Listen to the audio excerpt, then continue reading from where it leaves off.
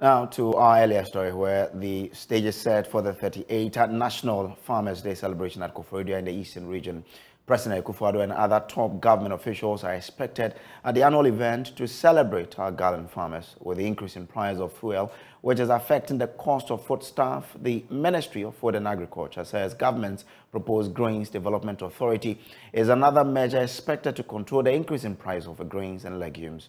Government says the proposed authority is expected to complement the achievements being realized under its flagship agricultural program, Planting for Food and Jobs. The Public Relations Officer of the Ministry of Food and Agriculture, Bagbara Tanko, has been interacting with Maxwell Agwagwa on the celebrations and government's plans to reduce soaring food prices. All is set here at the Jubilee Park in the Eastern Region, specifically Koforidua, where the 38th National Farmers' Day will be taking place. We've seen some workers around here putting finishing touches to what they started some days ago. But already, the National Agricultural Fair has been taking place here since Tuesday. It's expected to end tomorrow. We have with us here the Public Relations Officer of the Ministry of Food and Agriculture, Bagbara Tanko. Great. Tell us, how advanced our preparation? Yeah, so by God's grace, we are well prepared, despite the challenges confronting us, especially with the rains. They've disrupted since day one till date. But I can assure Ghanaians that we are more than ready. All the award prizes for the award winners is on the grounds, and we will soon be putting this place in shape where we'll display all the awards for tomorrow's event. So we are set.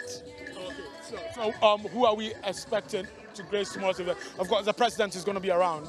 We're expecting him. Yes, this is the heartbeat of the president. He's supposed to be here. Indeed, he has indicated he will be here to award the gallant farmers of our country.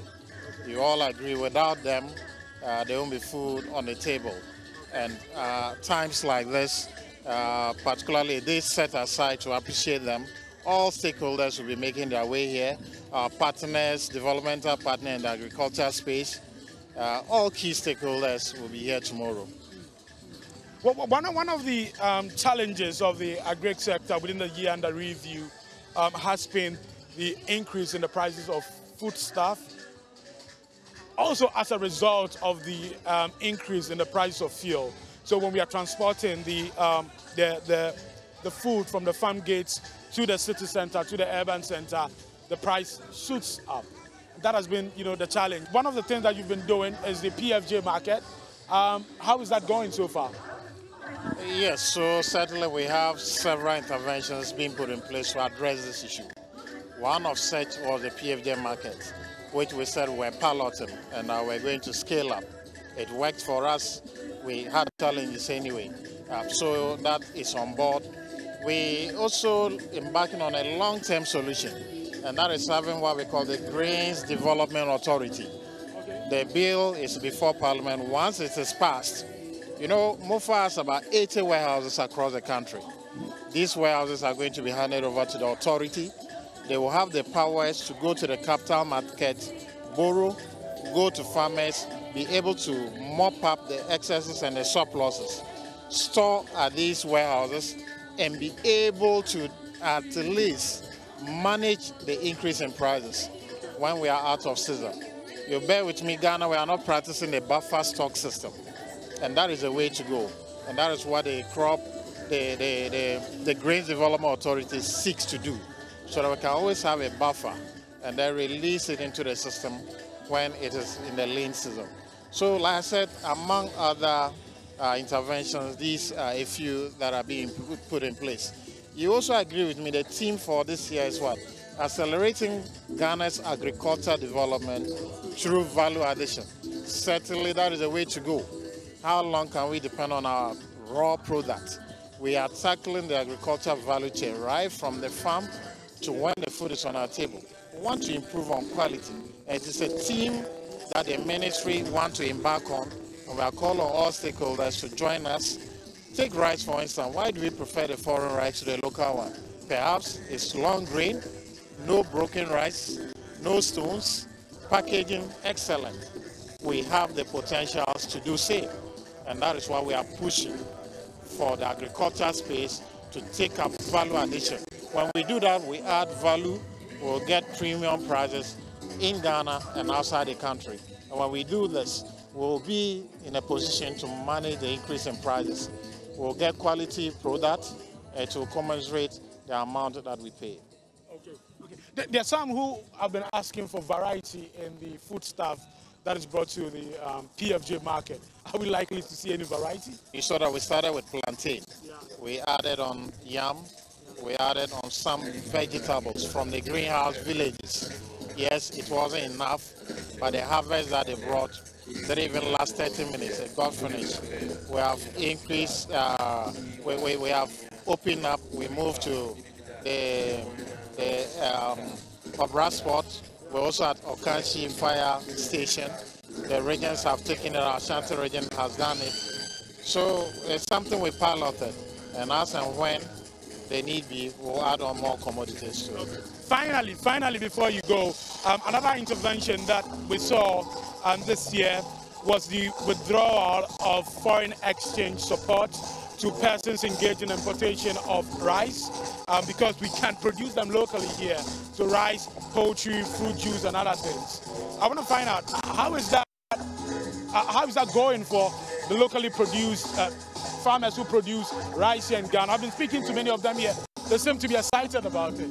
Yes, that was a very welcoming news to the local farmer. All over, wherever Minister had engagement with farmers and poultry farmers, this has been their request.